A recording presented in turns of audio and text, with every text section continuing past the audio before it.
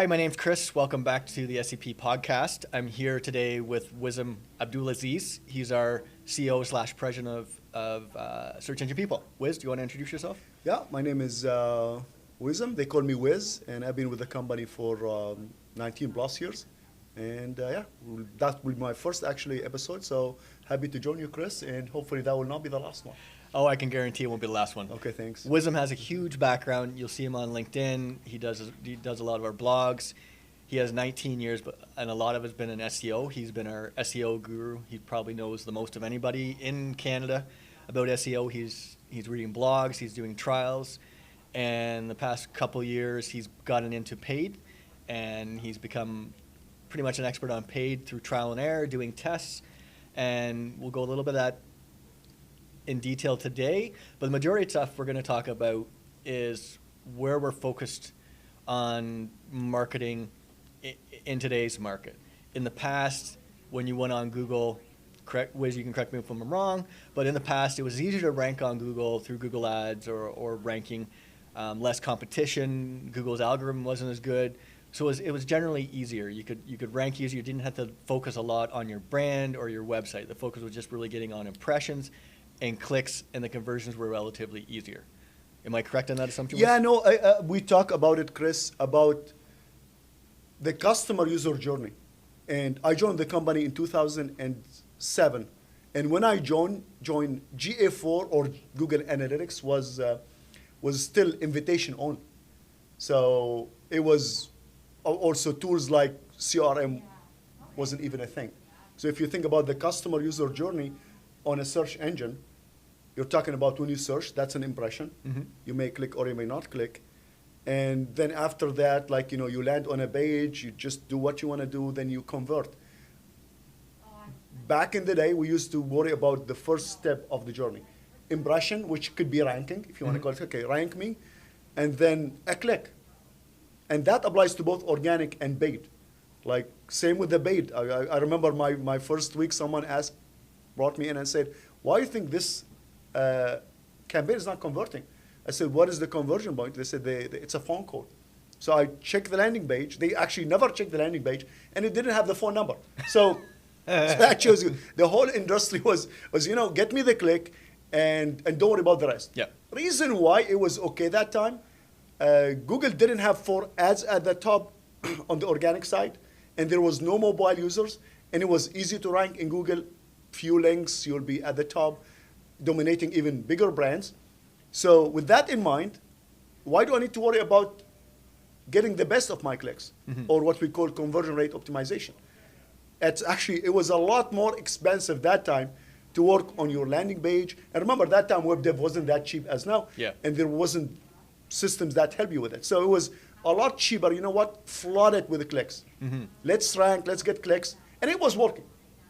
And not to mention, there was not enough tools even to follow the user journey. Yeah. Like think about Clarity from Microsoft, Hotjar, CRMs. All of these tools are not there. Like even if you want to do it, you cannot even do it. Yeah. But also, you know what? Clicks were cheap, ranking was easy, and everyone's saying, okay, stay the course, it's working, don't worry about the rest. Yeah. Now, fast forward, if you want to maybe go, let's not go to 2025. Let's go to maybe 2012. Yep. That's where Google cracked on links. That was the Penguin, or is that before Penguin was 2012. Okay. Penguin was they started with manual actions, sending like you have spammy links. They start penalizing people that manipulate the system by using keyword in the anchor text on a massive level. Mm-hmm. So, and then they followed it by a machine version of this called it Penguin. That's where ranking became more expensive. And during the same time, they put those 4 ads above you. So click-through rate start to go down by like naturally. Mm-hmm. So you get less clicks.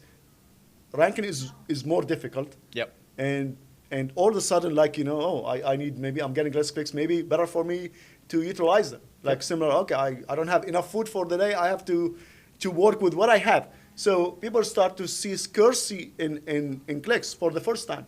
Now, on the paid side, I remember my first paid campaign was 2005, and I was paying, 50 cents, $1 for a keyword. Yep. Now, 2012, there was nothing $1, And some industries like, again, personal injury lawyer, you already start talking about $100 per keyword. And that's 2012. Yep. Now, fast forward even more, 2020, 25 now. AI overviews, taken a lot of clicks from users, 0 clicks regime. It's a different regime. A lot more difficult to rank in Google, a lot more difficult to get clicks. On the paid side, it is the same also. Mm-hmm.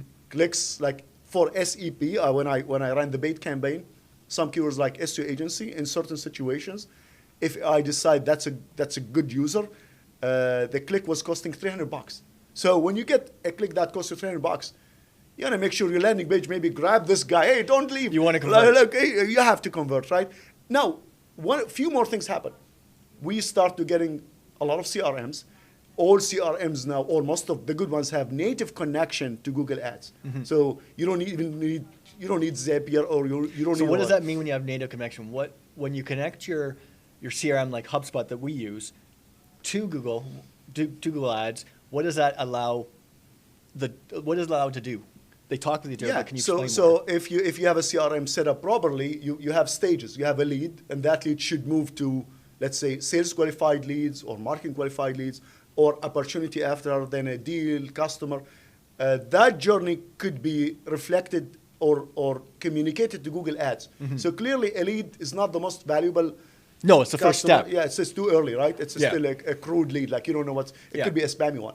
Sales qualified leads is now we are talking. Yeah. So you can communicate that to Google Ads, and obviously Google Ads is going to try to get you more of those. Not to mention, it's good for you to just see what type of leads you are getting by checking the keyword as well.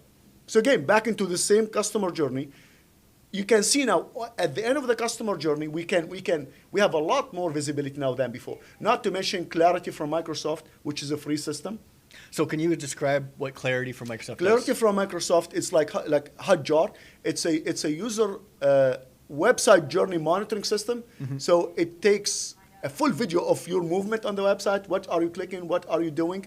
It also gives you a percentage of your areas of movement, like above the fold, below the fold, or the top area of the website, lower. Is that kind of like the heat mapping? It gives you a heat map as well with this, absolutely. So it just gives you more visibility. Remember, we're talking about impression, click, and then after you click within the website, that's where Clarity comes. Yep. So again, impressions, that's search engines, Google Search Console or Google Ads. Yep. Clicks, same thing, Google Search Console, Google Ads, Google Analytics. Now within the website, Google Analytics will help you. But that's where Clarity comes handy. Mm-hmm. Just you can tell what users are doing. After that, when the user converts by, let's say, filling a form, now you are moving to the CRM. Yep. And that's where you have to keep following it. And hopefully in the CRM, you can take it to the very end, which is the customer value even. Yep. Now, obviously, if we take the journey a little bit further than the click, landing page. Mm-hmm. So the secret two keywords for 2025, we have, as an agency, we have to spend more time in the CRM and the CMS. So before we go farther, let's talk quickly about the input. We've always focused on the input. Without the input, it doesn't matter if we don't have good input, you're not even going to get to the page. So you want to quickly run over for our viewers what type of good input you're looking on the paid side, or you're in SEO, either or. So now Chris is taking me back to the beginning of the journey, which is fine, because sometimes, remember, even I'm talking 2025, we still have many small businesses use spreadsheets. So CRM is not even in the discussion. Yep. They don't have clarity, so we don't have a lot. So let's say you're running in a situation where the client doesn't have money, no budget, and they don't have any technology. And that's where what Chris now is asking about becomes more valuable, which is a good input. So what is a good input? I'm going to use paid advertisement because it's easier. You control everything in paid. You control your landing page. You control your keyword. You control your bidding. So a good input, I'm going to take search engine people as an example. If I don't have any access to anything beyond the click, I will say to myself, okay, let me check my terms, not my keywords. Keywords these days, even if you have exact match, you're going to trigger different terms. So it's a little broader. It's broader, yeah. But search term is what a person will type into what the search they will engine type. Yeah. page. So I go to my search terms, SEO Toronto, SEO agency, SEO company, okay, this seems to be working well. Obviously, you have to check your ad copy, but Yep. I assume you are getting, like, once you get the clicks, meaning your ad copy is okay. Yep. So you are getting the clicks for the right terms. Second thing, check the location. Okay, am I getting it from my target location, which is Ontario? So, okay, I'm getting it from Ontario. I'm getting the right terms. Then ask yourself, do I have a critical mass or enough volume to even get a conversion? Because 10 clicks may not get you a conversion. Like conversion rate, it's normal to have 5 to 10%, Yep. which means you need 10 to 20 clicks to get a conversion. So don't start judging the campaign until you reach maybe 100 clicks, for Yep. example. So you got 100 clicks, you got them on the right terms, and you got them in the right location. And that's actually a good input. Like you start, okay, now we're talking. Now this is more like how we did it back in the days, but it's still applicable because Yep. not every client has all the technology I talked about. So that's what a good input. Now, take it a step further and check the landing page, because no matter how bad the technology the client is using, they will have a CRM. Yep. CMS, content management system. Yep. Because WordPress, HubSpot provides a CMS as well. So minimum technology will allow you to go and edit the landing page. Yep. So that's for me a good input as well. I know it's farther in the journey, it is beyond the click, but it's not way farther. But that's a good input is like think about back into search engine people. So SEO company, I have a good landing page. I describe at the very top what do we do and how is that going to benefit the client. I have my form hire. Then you need to ask yourself, that is a high ticket item hiring an SEO company. Do you have enough social proof signals on the page, for example, to So convert? trust signals like Google reviews, Google reviews, testimonials. Yeah. Yep.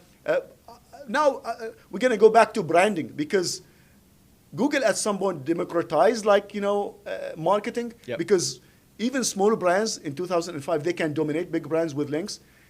The unfortunate part that could be going away now because even search engines to rank you, they need to make sure you are a brand / trusted. And especially with the new AI overviews and stuff, they're scanning everything. They're looking for Absolutely. reviews, and they're not just looking at your website. They're looking at everywhere. Absolutely. And this is the difficult part. This is why, like, if you are a recognized brand, your conversion rate could be double of unknown brand for the same keyword, same click. So we get a lot of small businesses, and creating that trust is very important. And if you don't have any reviews in your Google business profile or something to put on the website, it will be a challenge. But at least you need to be aware of that. And we have to keep in mind from a branding, we're not talking about billion-dollar companies. When you're local, like a local plumber, if you've been around for a while, you're more than likely have a brand identity. I know I use certain electricians and certain counselors, certain massage therapists, like that brand's recognized to me. And I think that's the same when you get in a local environment. So you don't have to think you have to be this huge worldwide brand name or provincial. It's like more, if you're in a local area, you just have to, people have to be aware of your brand. So you're talking about building, on a marketing perspective, building up your brand awareness for your audience within your market, which can be like just one town. Absolutely. And getting in, even as a small business, it doesn't have to be on a massive level like PR or like other businesses. It can start with few social media profiles, with like photos of the work you have been doing. Yep. You can ask your customers for reviews on different platforms. Yep. So yes, it is doable even for a small business, but more important than this is make sure the home page is speaking that language. So let's talk about that a little more, because one, we've always known, like, good input, we have the keywords, the headline, so all the ad copy. The ad copy is supposed to properly align with your landing page, your web page that you want it to go to, correct? Correct. And that sends a trust signal that you know what you're talking about. Because if it's off, if you're talking about one thing but your web page says another, it kind of creates a dissonance with the person, and it creates confusion, and they click off, right? Yeah. So that's one of the things. But also one of the things we have, what we talk about post-click, are things called landing pages. They're different set. Like, you have your website that has a landing page. It's a landing page, but it's something different than what we also do. I don't like to refer to the website as a landing page. Like many clients, they use their home page as a landing page, but the home page has a different purpose. Not exactly, conversion is not the main one of them. So let's explain that to our audience then. Yeah, no, it's we use the word bottom of the funnel, top of the funnel. If you are Googling what is SEO, you want information, you're not sure. But if you are Googling an SEO agency, you're ready to pull the trigger. And all what I need to do with you, keep it easy for me to make a decision and execute on that decision. So how do you do that? The keyword is right, SEO company. You landed on a home page, a landing page, not the home page. A landing page. Now that landing page should say at the very top who you are. You are an SEO provider, SEO services, your SEO contact company. information, like your cell phone, your phone number, and then you have to make a statement. How is that going to help the client? Probably they know, but you have to underscore that statement by saying, let's say, rank higher on Google, get more leads, improve your website compatibility with. Just do some statement. How is that service going to help the client? And now you have to decide what is the most important call to action. If it's a phone call, make sure your phone is at the very top. If it's a form, make sure the form is either above the fold or has a call to action that can lead to it quickly. Or slightly, you just need to scroll down to a minimum amount. Absolutely. There is also a very important point. We're talking 2025. Remember, I talk a lot of history in this episode about like 2005 or 7. We didn't have mobile websites at that time. Now, 80, 70% in some cases of users are mobile. So you have to ask yourself, how is that going to work on mobile? All companies, I bet you, they design their desktop version first, then they convert it to mobile. It should be the opposite. I'm proud to say that in the last year, I've been doing the opposite. Yeah. So I do it on mobile, just make sure it's perfect on mobile. I can make a decision quickly. So people don't want to waste time. If you can make it easy for them, do your social proof logos, do everything to convince them this is the right place, this is the right service for you, and let them take the action. And furthermore, hopefully you are a well-known brand enough to get some search for your brand. When you receive a search for search engine people, for example, this is someone knows the company, probably they know what they offer, and just make it easy for them to submit. So again, landing page is important. You're still not at the end of the journey, but you are progressing throughout the journey. And if you are not sure what you need to do, back into Clarity, Hotjar, go watch a video. See what is confusing them. Where are they reading? Are they scrolling enough to where you want them to scroll, right? And now we can talk A/B testing if you want. Always test. Like there will be not a single week without me running a test. Okay, so let me try this versus that. Explain how many landing pages you have given for like one ad group. Like for me, currently I have more than 25 active landing pages for our campaign. There's almost no ad group without 2 landing pages. And what does that allow you to do when you have these not just the A/B testing, but having a specific landing page for an ad group? What is that like? Why would you do that? So I have one ad group and 2 landing pages each, which in other words, 2 different ads. Because each ad could be tied to one landing page. So I always have 2 landing pages. And actually, one of them is on our website, which is WordPress, and the other one always on Unbounce. I have way more control on Unbounce page. And then those 2 pages, I always try different things with them. Sometimes I add a third one within the same ad group. So I'm talking 3 landing pages, 3 ads. Remember, you have to decide what do you want to test and what do you want to use to test it. Different ads within an ad group, that's almost an automated A/B testing. But you have to be careful. Sometimes Google will give more impressions to a certain ad. You can also use Unbounce. They have multivariant testing, so you can create variant A, variant B, variant C. You can use VWO, which is a platform on its own. If you want to change a component on the page, do A/B testing. But you have to run this, and you will be shocked about the results. Like one of the most successful tests I did was shrinking our form from 5 to 3 fields. So that almost double conversion rate. But at the same time, it comes with some issues because now you have a very low entry level for anyone. It's easier to do. It's either name, nothing. I think even the email was the only mandatory one. So now the quality was getting a little bit down, but that's now where you talk to your sales team. Do you want more quality? You guys have capacity, or you say, you know what? No, let's make the barrier more harder and get those leads. But all of that requires testing. Like so from what you are hearing me saying now, you see how paid campaigns or even SEO campaigns moving from what we call playing with the knobs. So Google Ads, let me increase my bidding, let me do that. Like no, go spend your time in the landing page, and maybe we should do a hashtag or a tagline, live in the CRM and the CMS. CMS, for me, landing page is CMS. Because Like, what's the only thing that really matters? Return on investment. They want leads for the price yeah, they want, right? Yeah. No, if you want to pay $100 for some clicks, even 50, and your organic clicks are shrinking every day, you're gonna live with what you have. Yeah. So and you have to squeeze. We call it squeeze more juice of the same lemon, and that's what people call conversion rate optimization. You can give it any name you want. For me, and we heard it from Google. They came to visit us like 2 years ago. They said, "Don't worry about the platform. We're gonna find you the right user. We're gonna give you the right click. Just worry about what they call beyond the click." Yeah. So what It is does happening take beyond time the to click? get the inputs right and everything else, but once it's done, you shouldn't. The majority of the time should be spent on post-click.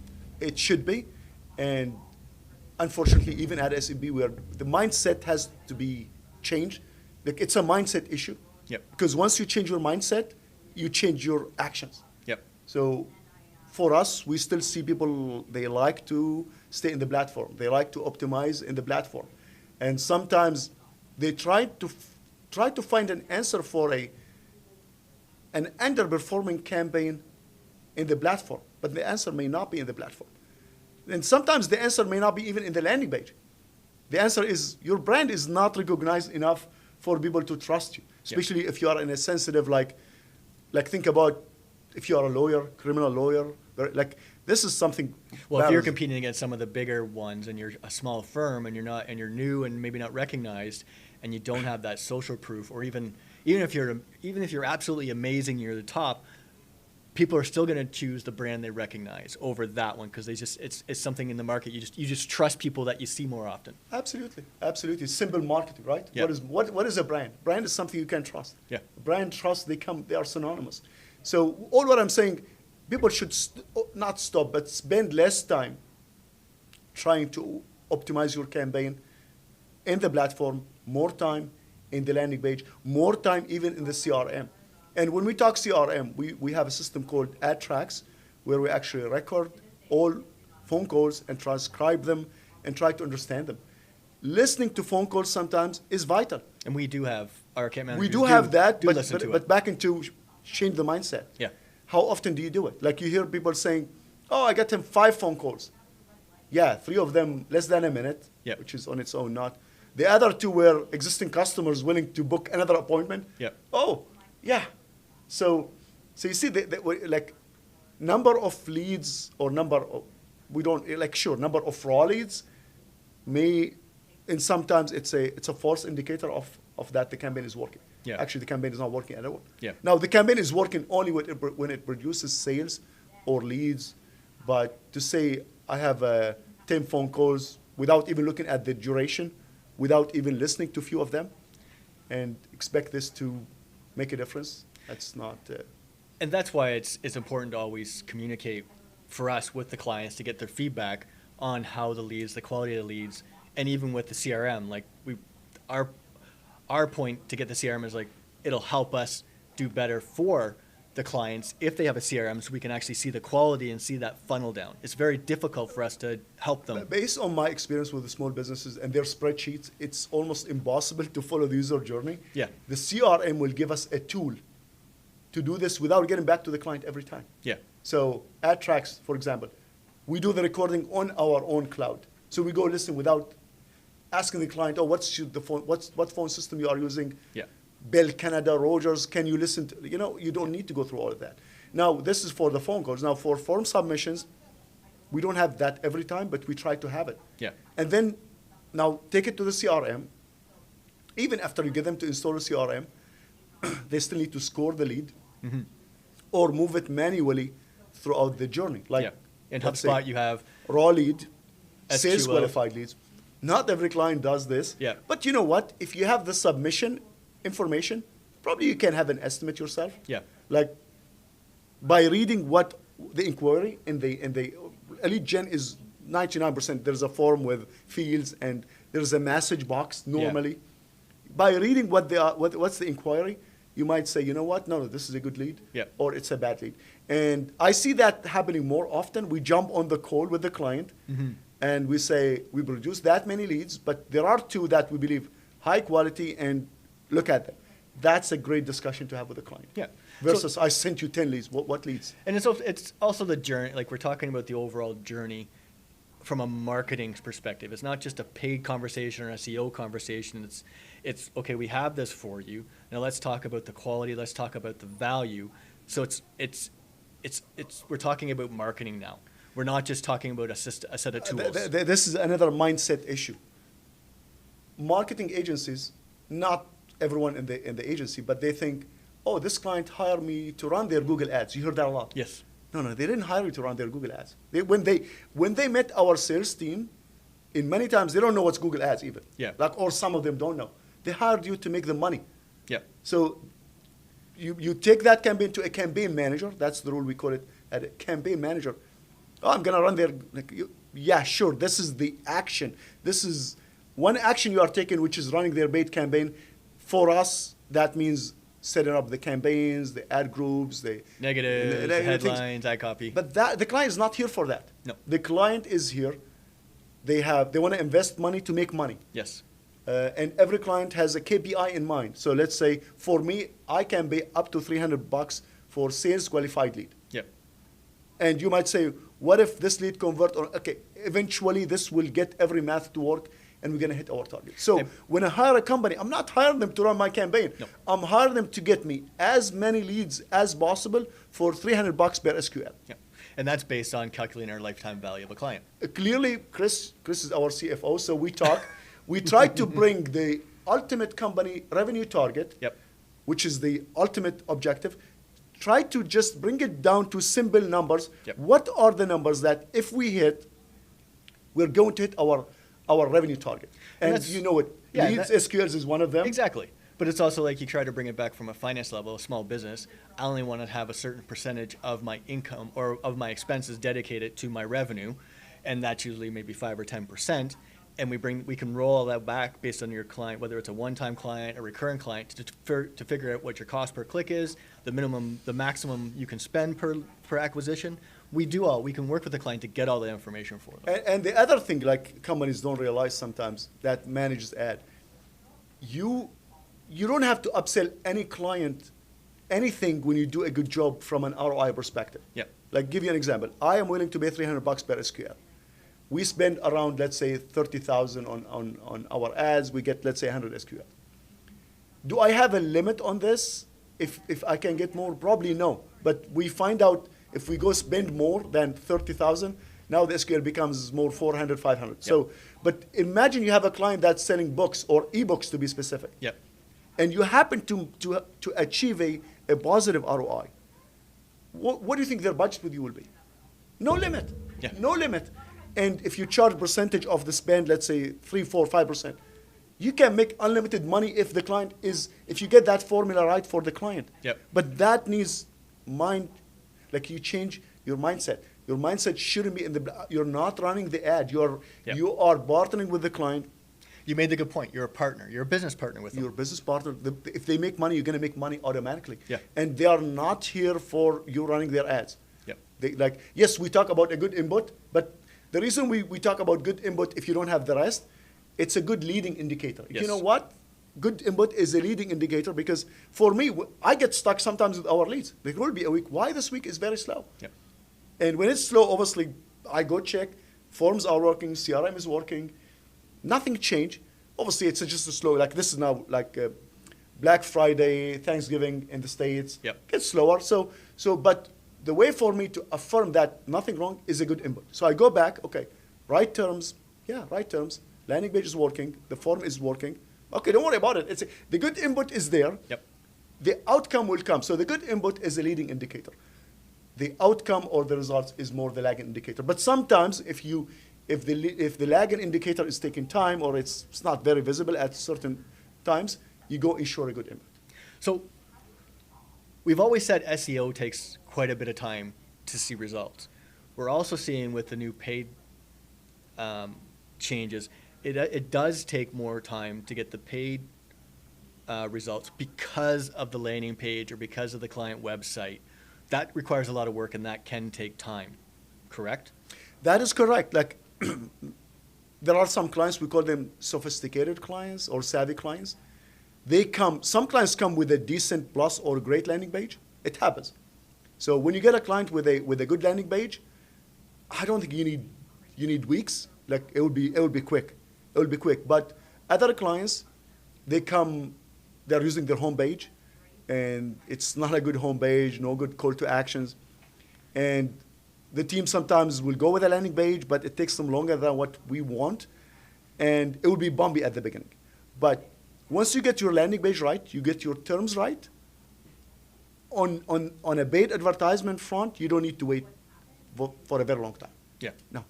Like that's why we like not to use the word fast, Yeah. especially with SEO. We say SEO is more like 3-6 a year game, 3 months, 6 months, year game. Paid, actually, you can use the word fast with paid. Yeah. Like if you have a client with the right landing page and the right brand, everything is right, it could be weeks. It could be days before seeing your first lead. Yep. So yes, the word fast sometimes can come with it. It all depends on the post-click content, really. It is, because the first side, which is the click in paid ads, it's not that difficult. Regardless unless you are in a niche where there's no search, but if you have search around Or what if you don't have the budget. Or if you don't have the budget, yeah. But I'm assuming you have the budget and there are keywords around what you do. Setting up a paid campaign, I'm talking text search, like Yep. standard search, not display where you might need creative. I'm just talking General search. text ads with Yep. the AI now. Even Google has an AI tool inside it. You can run your campaign within a day. If the team is not busy, you'll be up and running and getting clicks within a day. And if your landing page happens to be good, why not? You will get leads Should be maybe the getting same your day. conversions. Yep. Same day. But if not, you have to go back, and assuming the good input is good on the terms side, the click side, you have enough clicks, you go on the landing page, check, see what's missing, and if in many times on the landing page, we used to use the term just do it in CRO, Yeah. which means clearly this phone button should be higher on the page, Yeah. or this call to action should be higher.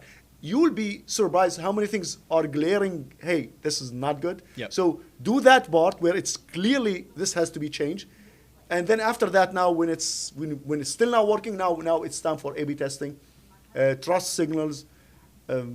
Some industries, like actually I'm working now on video testimonials. Yep. Like we have text, but everyone's saying like nothing can beat a happy Multimodal. customer. We want to be everywhere, anywhere, right? Everywhere, anywhere. But again, back into how much, like you can add a review to your website. Yep.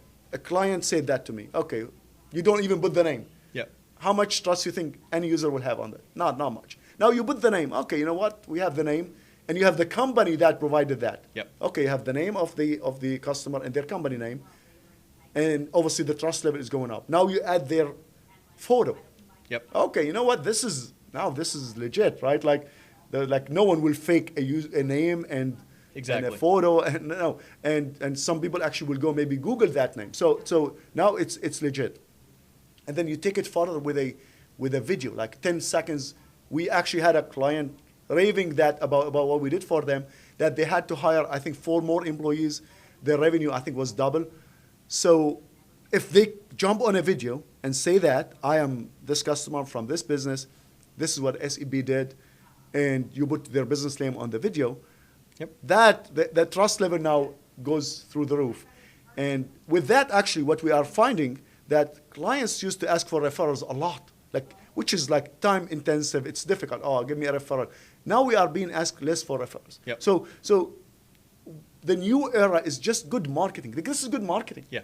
This is not even. We have to it think is. of- It is beyond the click, but isn't that good marketing? Yep. To be trusted, to show people like. That's traditional, and this is now essentially the website has become TV. It's a tool. It's a medium to get your message through, but the medium has to be good. And when they come to you, like if you on TV, traditionally you go into a building, right? You go into a store. Now you're coming to the website or a landing page. It has to look professional. It has to get the call. Like it has to be quickly what they want to see when they want to see it, because they don't have time to scroll down and look at everything. Our landing page, when I build it, I always have in mind it has to mimic our pitching deck, the one that our salespeople use. So what does that mean?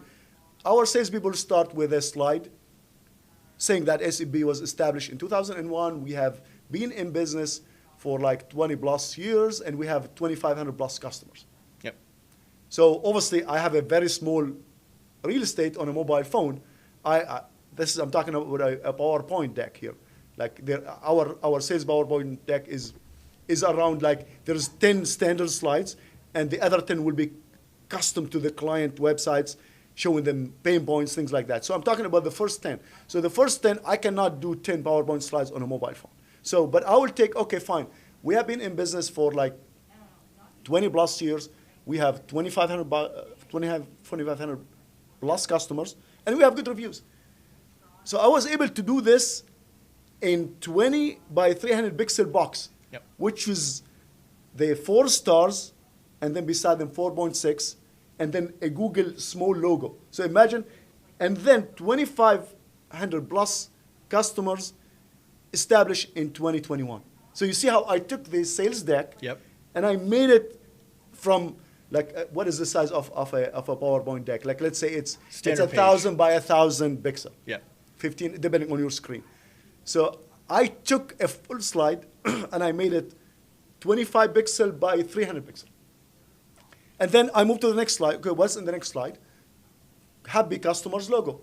Okay, I cannot fill a full 1,000 by 1,000 pixel, but I can take few and scroll them. So I did this. So imagine, your landing page is your sales deck. Yep. Now, few customer reviews, took that from the sales deck, and then our process. Now you're talking below the fold now. Yeah. So at this point, you hope the client will be sold before yep. getting to that point. And then the benefits to the clients. Same, again, if you can think that way, take a sales deck, try to apply it to your landing page with way smaller real estate. Yep. You will be a step ahead. And that's where I think the beautiful thing is of the landing page is because it takes too much time to keep adjusting your website. Where landing page, you can have many different variations. You can try different fonts, different colors, different things. And you can see what works, see what's hitting, and then you can always take that back and see which best works and then adjust your website. So it's almost like a test against your your homepage. Yeah, if you want to use the word aggressive, you can be more aggressive with your landing page comparing to the especially your homepage. We have many customers you're not allowed to touch the homepage. Yeah. So landing page gives you flexibility, and not to mention like some platforms like Unbounce, HubSpot, they have a lot of tools within their landing page system that a system like WordPress might not be able to provide. Yeah. So is there anything else you want to add to our conversation? I think we've covered I want to just drive it home at the end, and this is more for like people in similar industries like SEP, or for clients that are doing maybe marketing on their own. Just move ahead in the journey. CRM, CMS, time to embrace those tools.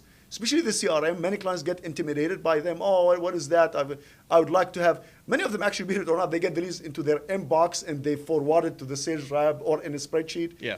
Which looks very easy, but if you want to be ahead, if you want to back into scaling where the buck will be, you have to embrace the CRM. And within CRM also, there's a lot of workflows that clients are not even doing, and I don't want to get there. Maybe another episode like auto response to clients, auto follow-ups to phone calls. There's a lot of, now with AI, a lot of features available to call them efficiency features. Yep. So yeah, for anyone, the two simple acronyms, CRM and CMS, don't spend too much time in the platform. That's my final message. Well, thank you, Wiz, for coming on the podcast. We're definitely going to have more. And we are going to talk about the CRM in more detail on one of our next ones. Absolutely. So that's it for our podcast. Thanks, everybody. Okay.